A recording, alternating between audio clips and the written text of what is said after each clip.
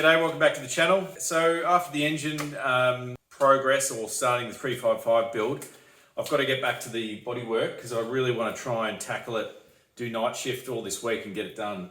The last episode that I introduced the bodywork, I spoke about a few different tools and one of them being the spline, Melomotive splines, which I've used.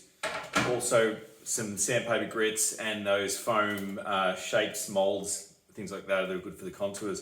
A couple of things that I been told from the comments and the community was DuraBlocks, and so I've gone out and got some of those. Unfortunately, the ones that I got are too small. They're still going to be good, but you really want the longer ones, and this is my fault for not really looking at the advert. They looked a lot longer on eBay, but you've actually got to see what it includes, not just go by the pictures. So even though they showed the long DuraBlocks, these are only the smaller packs. Anyway, so I don't know, if whoever hasn't seen these DuraBlock packs before, whatever size pack you buy, it'll come with all the blocks in there. So they are for wet and dry, and they're quite good because they're a nice feel, sort of forgiving foam that's not going to fall apart. It's a fairly heavy duty foam, but it allows you to bend around panels because they're quite flexible, which is good. You're not going to gouge and dig into the panel like some of those splines are quite harsh because they're perspex. You could tend to gouge in. So these are really good, and these are just different shapes, similar to the foam ones that I've got. These looks like soaps that you're just going to use to clean the panel and get rid of the muck afterwards. So anyway, I haven't used it, so I'm going to start using it this episode and see how they go. And it just comes with a brochure, shows all the different size blocks you can get. You can get hook and loop and PSA, it's called. PSA is the one I got, I think, where so this is the sanding, this is 3M sanding paper. So yeah, this is the PSA 80 grit, and you can see it's just got a tacky back on it, so that will just stick onto the back of the DuraBlocks when you're done. Just rip it off and cut the length that you need. So this isn't cheap. It's about $40 a roll for whatever grit you've got. It comes in rolls of, I think it's like 20 meters or something like that.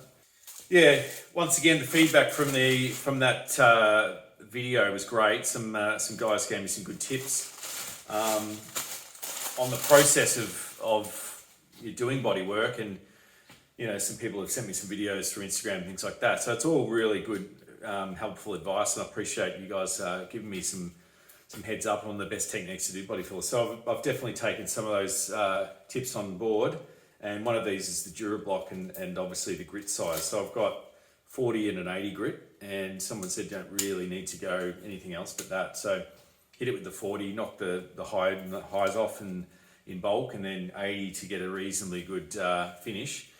I was doing 120, and I may sort of just do some hand 120 at the end, but really, generally after you've done that, your Highfill is going to pretty much knock out all those little fine scratches anyway, I've been told. And then you just do your finer sanding once you've done your Highfill. So that's that. So really it's more of just getting into it, doing it and getting it done. And the balance is between the bodywork now and the engine. The engine's expensive. It's going to be time consuming. With COVID, there's a backlog at the machine shop that I was going to get it done. So I'm balancing out which is the best way to go about everything at the moment. Finances, time with the engine. So the body's really can't sit back on that chassis until the engine's in there, and I don't want to have to then flap around trying to squeeze the engine in once the body's sitting there. So it's a bit of a balancing act. We'll see how we go. But in the meantime, I'm going to really start attacking this bodywork now, and I want to get this thing sorted, and I want to get it sorted soon. So I'm aware that this build is dragging on, and as you know, whoever's embarked on one of these would be in the same boat. It can drag on. There's nothing you can do about that. It's all entirely up to your, what you can give time-wise in your hectic schedules, and what you're willing to invest money-wise, and sometimes you've got to balance that out. So that's why it's taking long. I don't make any apologies for that. That's just the way it is. So, but I can tell you right now that when it's finished, it is going to be the best job that I could have possibly done, and that sits well with me. So I cannot wait to drive this thing believe me, I can. And I've set a date I'd love to go for the Hanging Rock Car Show, and the February, I think it's the February 2022 will be the Hanging Rock Car Show. And I'm not committing yet, but I would love everyone that has a Holden ute that's done a resto to organise a cruise to the event, park them all up, and I might get 2 people who come. It might be 20 people, but it'd be fantastic to see everyone's builds and just, have a chat. And so anyway, I'll figure out the details closer to the date. Hopefully I can get this thing finished for that meet, and let's see if, who will turn up, and hopefully the weather's good like it usually is. Fingers crossed. So enough talking. I'm just going to get into it, film it, time lapse it. You know the drill. Let's get into it.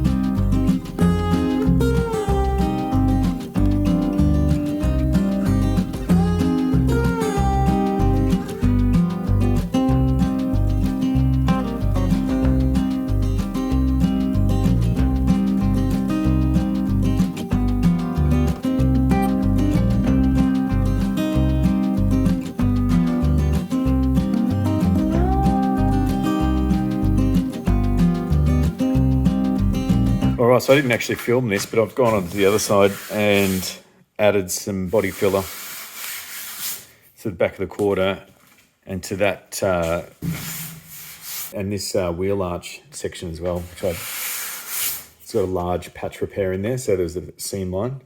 And then I'd hammered and dollied all this section so that it was like very rough. So anyway, that's the first layer. It's taken the bulk of the lows down and even it out, so it's getting there. I'm still using 40. I'm not even bothering to go up to 80 because I'm going to do another layer, and I just want to basically just get the bulk of it in. It's requiring a fair bit of body filler over the whole area just to get it a nice even plane right across, because this, as you know, was all dinted in from loads of wood being rested on the roof, and then that sort of continued down, rippling in. So I've just sheeted the whole thing, and then as I'm sanding back, the lows and the highs are revealing themselves. So I'll go through and fill in these little areas that have been gouged out with some more, tidy it all up, and just keep going until I'm happy with how smooth it is, and then run over it with the 80. And then I'm pretty sure the 80 is as far as I need to go based on the feedback I was getting, and then the Highfill should be enough to cover the rest in.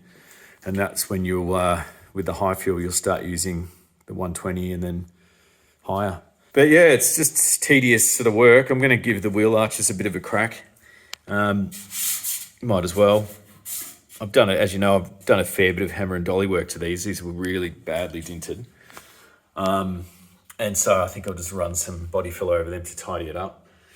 But yeah, the rest of it, I mean, you don't really need to go berserk with the tray. Once you put the Raptor liner in there, that'll pretty much hide it anyway. So it's a couple of little dings. You could fill that in if you really, really want to be thorough. I'll probably go over a couple of those like deeper ones, but then I reckon I'll pretty much just leave it and let the Raptor liner do its work. Tell you what, this rotisserie is definitely paying for itself right now. It's so much easier to do it when you've got access and you can just flip around. So anyway, I'm going to continue just layering it on, smoothing it out, and hopefully, get it to a spot where we can start spraying some Highfill.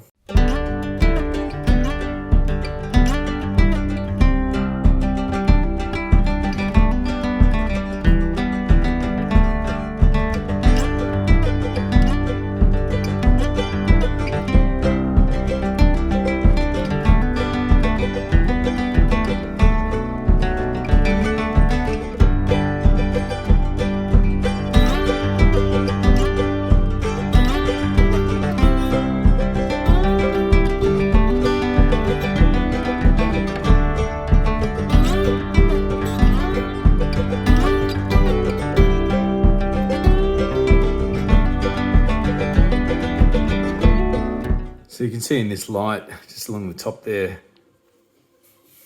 all those lows that I've failed to see. So I've still got to get them. This section here is pretty good. I'm not going to be doing any work to that. And I've been doing most of my work, as you know, down to this section here, which still needs a couple more coats. Probably do, now that I've isolated the highs and the lows, I'll just do one nice coat over the whole lot and start to feather it off from there. But now, just to make this area a little bit easier to level up, I'm going to hang the doors. And I don't have my winch like I did last time, so I'm going to try and use these clamps to clamp it on. And yeah, I remember it was a bit of a nightmare last time. So put the doors on and then I can start to gap it properly now as opposed to later on. So yeah, I know this one's probably going to be easier than the other one because that was the one I repaired. So I'm not too sure how I'm going to level them out. There's only one way to find out, so here we go.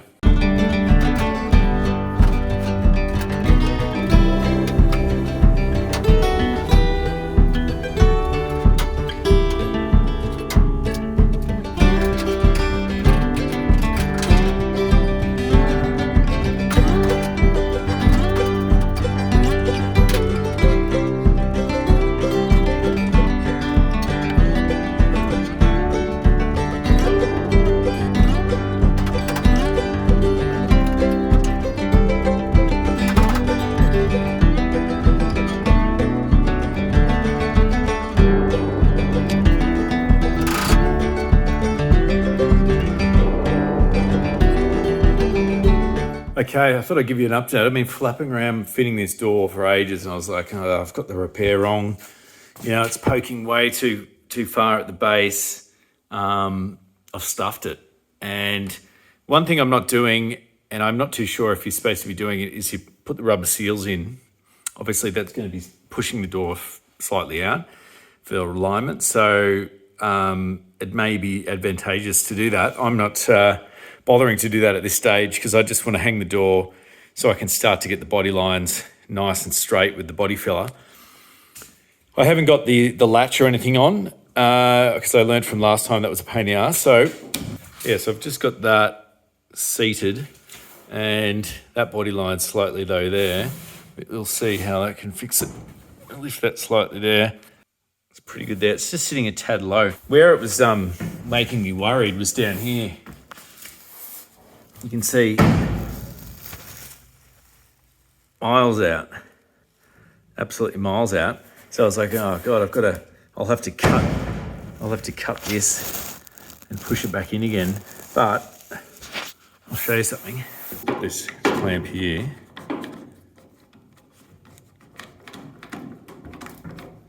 Just so that stops it from falling out. So yeah, for all those that don't know or haven't hung a door before, once you've got these positions, you're better off locking these into the body because you know they can only move so far, and you're better off getting them seated first and then moving these ones because that's going to give you the most. And also always go from the position that's locked off and you can't move. So obviously this quarter panel ain't going to move. It's going to stay there all the time. So you're best off starting your line there and along the sill, and then you've got more room to move here because obviously you got your cowl panel and your guard, which have some movement as well.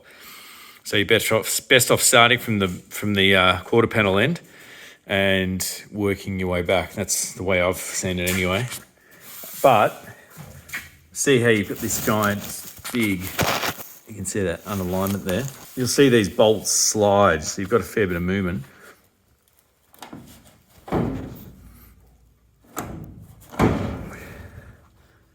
So you see that there, ready? Now, if you look at that, it's bang on with that sill, albeit slightly high, the vertical. You might be able to get away with pushing that down once you've pushing these ones down on the wall, once you've sorted these ones out. So That will save you a hell of a lot of worry and panel beating. So I'm going to fix these off now and slowly just check all the other gaps.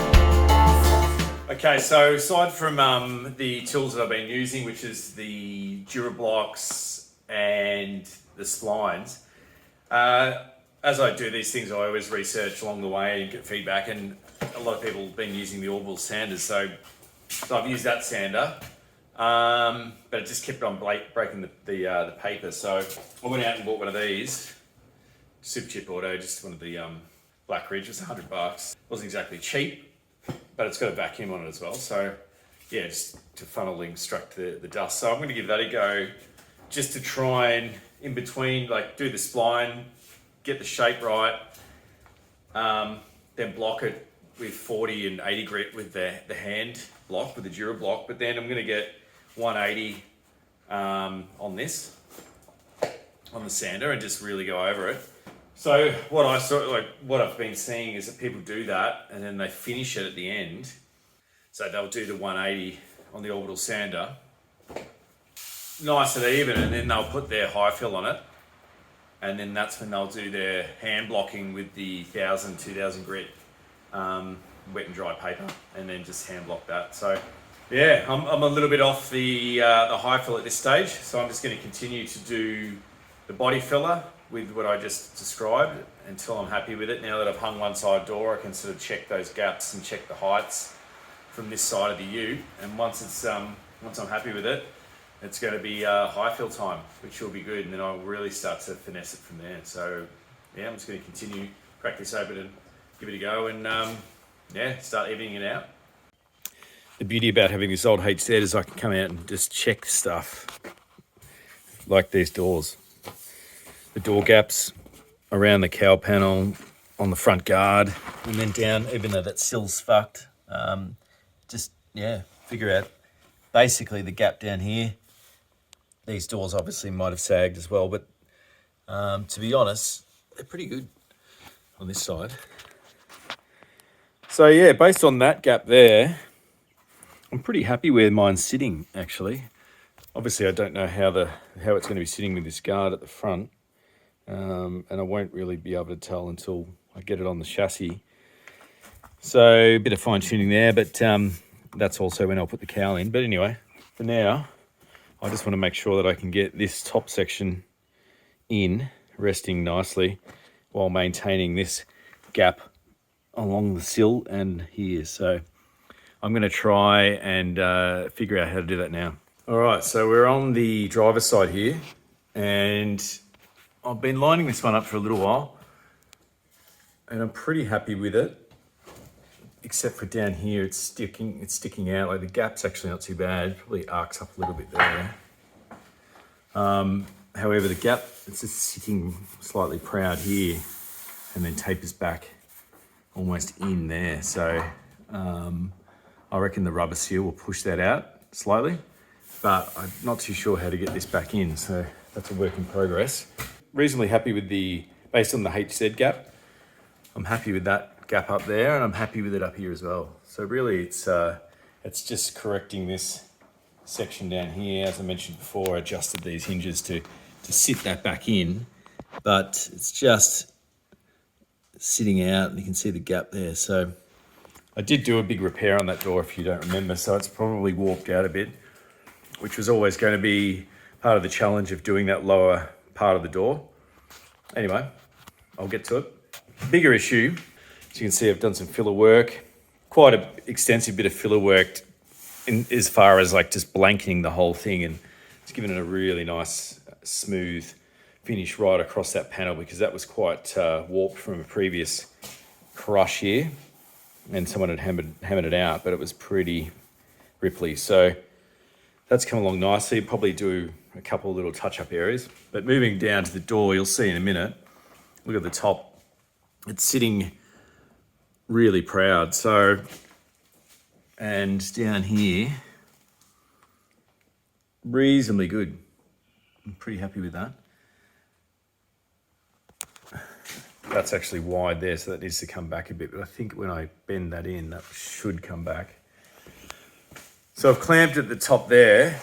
I've adjusted the hinges to a certain point. This door hasn't got any filler on it yet, so that needs to be filler work. I've done a horrendous patch there. It's one of my first goes, so it has arced up a little bit there. So I may have to cut that, just give it a grind, a little cut there, and then basically hammer it down a little bit just to fill that up, and then tack weld it back down. I'll see how we go with that one. But for now, I'm going to use a bit of 90 by 35, I think it is. And I've heard about this being done even back when they were assembling these.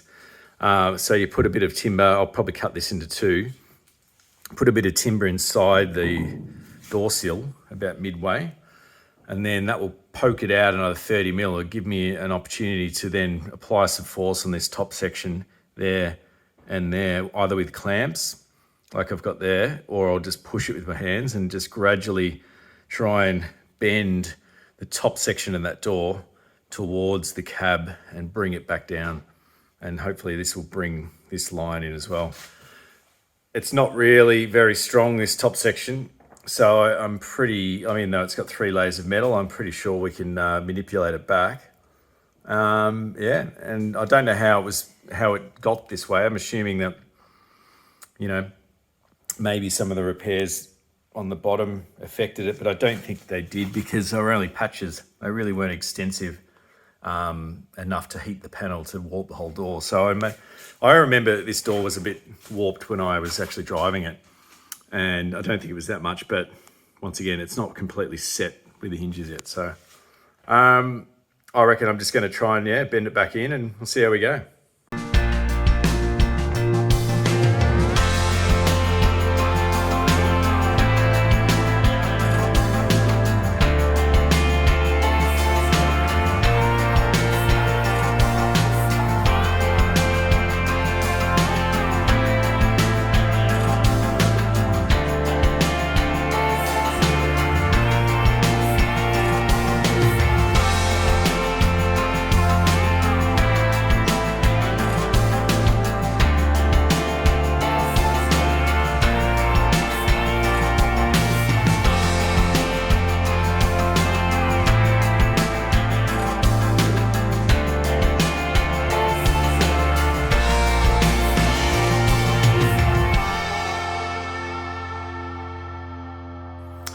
All right, so I got the door in place. As you saw in the time lapse, so I just got a bit of 90 by 35 off cut and taped it crudely inside that door jamb.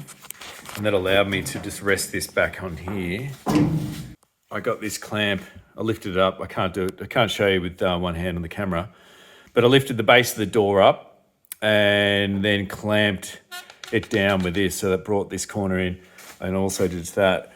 There's a fair bit of pressure there, but with the shock of wood allowing me to hinge it forward, I managed to pull it in about a centimetre. I reckon it needs to go about 5 mil more until it's done. I'll just quickly show you. Okay, so that is sitting a little bit proud there, but I haven't adjusted the hinges. However, the top, as you can see, has come right back in.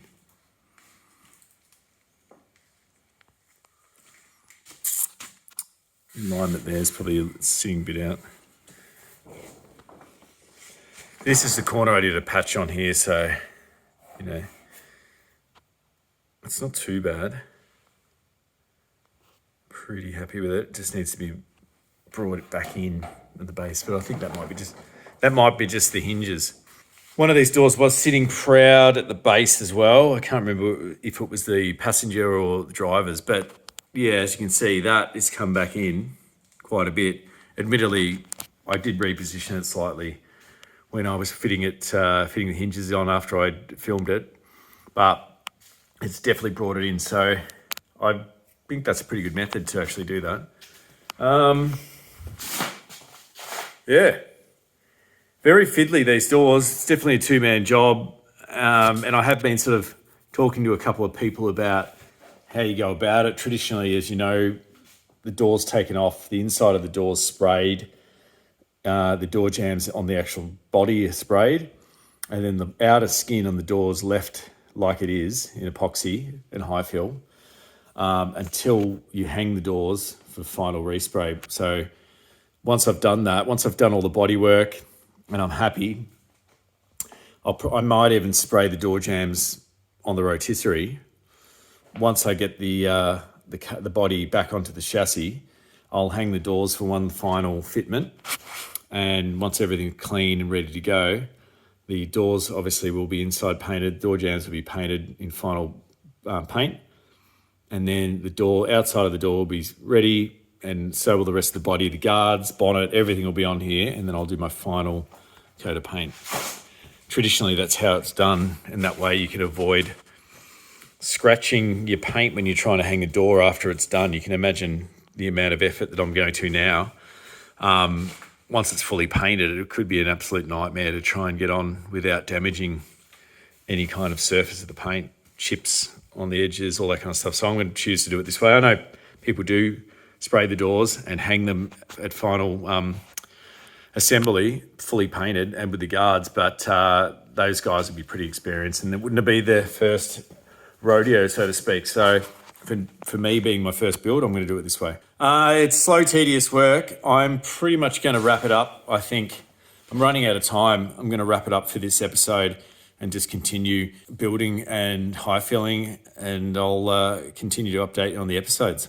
All right, so that's it for this episode. But I just wanted to have a quick chat and let you know what or how the engine's progressing. So anyway, I spoke to an engine builder briefly who has a machine shop in Adelaide, and it so happens that I spoke to Luke Schiller about a local builder that is used to putting these kits in, and he recommended this guy. So I had a chat to him, got him to send through a basic rundown of what I will be required to get around about 400 horsepower. Now I was going to use the standard heads, and everyone shook their head. Like if you're going to go for the 355 stroker, then you've got to do the VN heads. Because I don't have VN heads and I was trying to keep the costs down, I was going to use the standard heads, but in order to get good flow on the standard heads, you've got to do around about $1,200, $1,500 worth of head work on those standard heads anyway, which leaves you in a bit of a dilemma as to, well, do you go and get VN heads for $900 or $1,000, or do you spend the money to get and port the standard heads? So I've got to change my manifold, so I can't use that Edelbrock Performer. Obviously, I'm going to get a new carby anyway, but that Quadrajet would be no good anyway. The extractors aren't an issue because I don't have them anyway, but it's just an additional cost that keeps adding up. And to be honest, I'm not chasing 450 horsepower plus, so I'm going to just use the standard heads and do a bit of mild work to them. And we'll just see, we'll see how far we can get with those. I know that he did mention you can still get 400 horsepower with some work on the standard head. So whether that comes back to bite me or not, whatever, I'm going to push through with the stroker build. I did have an idea. I did actually think maybe I'll can it and I'll just use the standard engine, give it a hone, we'll bore it out to 30 thou over, put the new pistons in, hone it, get new bearings, etc., and just refresh it and put it back in. So that would be still a fair bit of work. And after talking to Luke and a few others, if you're going to go to that point anyway, you might as well just install the stroker kit and get something a little bit better. So yeah, so I'm on the hunt for an engine builder basically, or in a machine shop to do the machine work for the stroker kit to be put in. So it'll just be, doing the the 30,000 bore, doing the clearancing for the stroker and the pistons inside the block, and any other minor things that I've missed that will be required. And even I'm thinking maybe to get the assembly done as well, because when you're starting to play around with these things that have fine tolerances, I think it might be above my skill level to give it a crack in here, and I don't want to spend all this time and money and turn her over and she blows up straight away. So I'm thinking maybe that's the way to go. So I'm putting the word out if anyone knows a good machine shop in Bendigo area or Melbourne. I've spoken to, or I've been in touch with one mob in Melbourne, but I don't know the history or the